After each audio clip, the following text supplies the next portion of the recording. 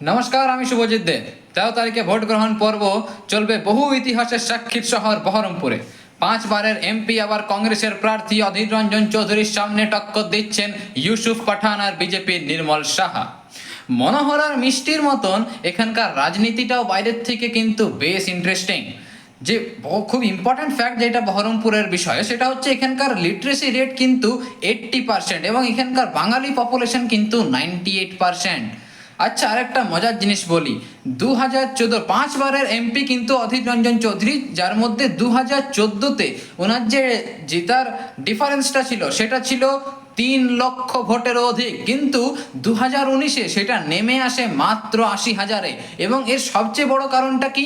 সবচেয়ে বড় কারণ ছিল তৃণমূল কংগ্রেসের ভোট বেড়েছিল প্রায় 20% এবং সেই জিনিসটাই মমতা বন্দ্যোপাধ্যায় কিন্তু ভালো করে লক্ষ্য করেছিলেন এবং তাই 2024-এর প্রার্থী তৃণমূল প্রার্থী হয়েছেন ইউসুফ পাঠান।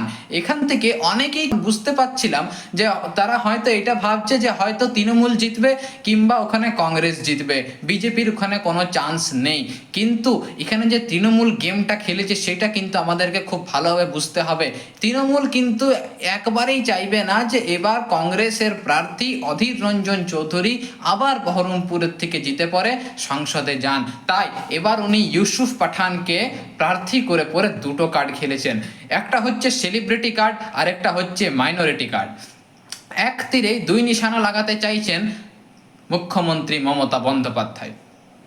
এবার এটার থেকে হচ্ছে কি, মমতা বন্দ্যোপাধ্যায়ের আসল উদ্দেশ্যটা হচ্ছে অধীর রঞ্জন চৌধুরী 5 বারের এমপি, উনি যেন এই গড়টাকে আর ধরে রাখতে না পারেন।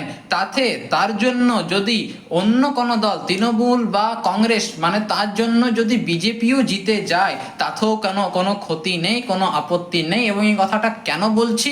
এই জন্য বলছি কারণ ইউসুফ পাঠানকে প্রার্থী করার পিছনে মূল উদ্দেশ্য হচ্ছে 2019-এ তৃণমূলের ভোট বেড়েছিল 20% এবং এটার থেকে বুঝতে পেরেছিলেন মমতা বন্দ্যোপাধ্যায়। তাই এবার একটা মাইনরিটি ক্যান্ডিডেটকে দাঁড় করানো হয়েছে এবং উনি একজন সেলিব্রিটি।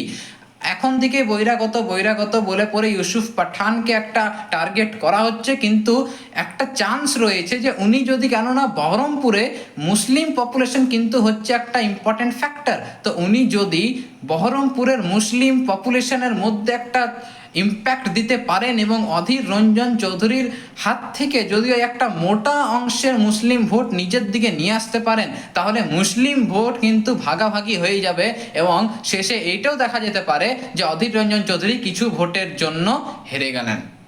এবং এই জিনিসটাই চাইছে মমতা বন্দ্যোপাধ্যায়, যদি ভোট কাটাকাটি হয় তাহলে, যদি দুদিকেই ভোট কাটাকাটি হয়ে যায় তাহলে বিজেপির কিন্তু জেতার চান্স হবে। যদি একটা ভোট পুরোপুরিভাবে শিফট হয়ে যায় তৃণমূলের দিকে তাহলে কিন্তু তৃণমূলের জেতার চান্স হবে। আর যদি ভোট কাটাকাটি বা কিছুই না হয় এবং এই সব করার পরেও যদি জনতার আশীর্বাদ আবার অধীর রঞ্জন চৌধুরীর মাথায় থাকে তাহলে কিন্তু আবার অধীর রঞ্জন চৌধুরী কংগ্রেসের প্রার্থী আবার ষষ্ঠমবারের জন্য বহরমপুর থেকে এমপি হবেন। এবং এই প্ল্যানটাই খেলেছে তৃণমূল এবং সবাই জিনিসটা বুঝতে পারছে না ঠিক। এই জিনিসটার জন্য আমার উদ্দেশ্য করে ভিডিওটা, যে এইটা হচ্ছে একটা তৃণমূলের গেম প্ল্যান এবং মাস্টার স্ট্রোক, যেন তেন প্রকারে নয়। যদি ওখানে বিজেপিও জিতে যায় কিচ্ছু চিন্তা করার নেই, মূল উদ্দেশ্য হচ্ছে কংগ্রেসের অধীর রঞ্জন চৌধুরীকে ওই সিটটার থেকে হাঁটিয়ে দেওয়া। নমস্কার।